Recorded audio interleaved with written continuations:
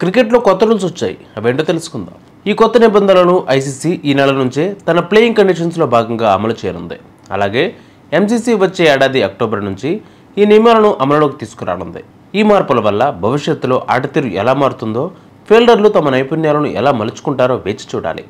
Cricket అభిమానులకు, ఆటగాళ్లకు ఒక షాకింగ్ న్యూస్ రాబోతోంది. క్రికెట్ నిబంధనలలో అంతర్జాతీయ cricket council, merit bone cricket club ఒక భారీ మార్పును తీసుకొచ్చేందుకు సిద్ధమయ్యాయి. ఇకపై బౌండరీ లైన్ వద్ద చేసే బన్నీ హాప్స్ క్యాచ్ల్లో కీలక మార్పులు చేయనుంది.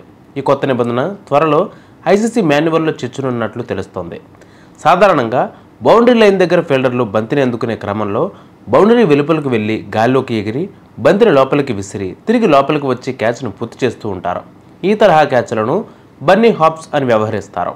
గతంలో మైఖేల్ నేసర్ బిగ్ బాష్ లీగ్లో, డేవాల్డ్ బ్రేవిస్ ఐపీఎల్లో పట్టిన క్యాచ్లు ఈ కోవకే చెందుతాయి. ఇవి క్రికెట్ అభిమానులు ఎంతగానో అలరించినప్పటికీ కొందరు దృష్టిలో ఇవి అన్యాయమైన క్యాచ్లుగా పరిగణించబడుతున్నాయి. కొత్త నిబంధన ప్రకారం ఫీల్డర్ బౌండరీ వెలుపల నుంచి బంతిని మొదటిసారి తాకినప్పుడు ఆ క్యాచ్ చెల్లాలంటే ఆ ఫీల్డర్ తప్పనిసరిగా మైదానం లోపల ల్యాండ్ అవ్వాలి. అంటే బౌండరీ వెలుపల బంతిని అనేకసార్లు గాల్లోకి ఎగరవేయడం ఇకపై కుదరదు. ఒకవేళ బంతిని బౌండరీ లోపల నుంచి పైకి నెట్టి బయటికి వెళ్ళి ఆపై తిరిగి డైవ్ చేసి క్యాచ్ పట్టేందుకు మాత్రం అనుమతి ఉంటుంది. కానీ బౌండరీ వెలుపల నుంచి గాల్లోకి ఎగిరి బంతిని తాకడానికి ఫీల్డర్కు ఒకే ఒక అవకాశం ఉంటుంది. ఆ తర్వాత మళ్ళీ బౌండరీ లైన్ దాటి వెళ్ళకూడదు. క్రికెట్లో కొన్ని క్యాచ్లకు సంబంధించి అన్యాయం జరుగుతోందని పలువురి నుంచి ఆందోళనలు వ్యక్తమవుతున్నాయి. ఈ నేపథ్యంలోనే ఎంసీసీ ఈ నిర్ణయం తీసుకుంది. ఆటలో సమతుల్యాన్ని, న్యాయాన్ని పెంపొందించాలనే ఉద్దేశంతో ఈ మార్పును తీసుకొచ్చారు.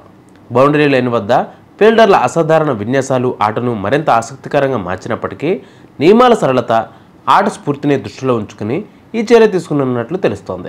ఈ కొత్త నిబంధనలను ఐసీసీ ఈ నెల నుంచే తన ప్లేయింగ్ కండిషన్స్లో భాగంగా అమలు చేయనుంది. అలాగే ఎంసీసీ వచ్చే ఏడాది అక్టోబర్ నుంచి ఈ నియమాలను అమల్లోకి తీసుకురానుంది.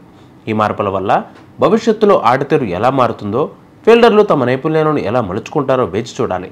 ఏది ఏమైనా క్రికెట్ చరిత్రలో ఇది ఒక ముఖ్యమైన మార్పుగా నిలిచిపోతుంది. మరి మీరేమనుకుంటున్నారు? కామెంట్ చేయండి.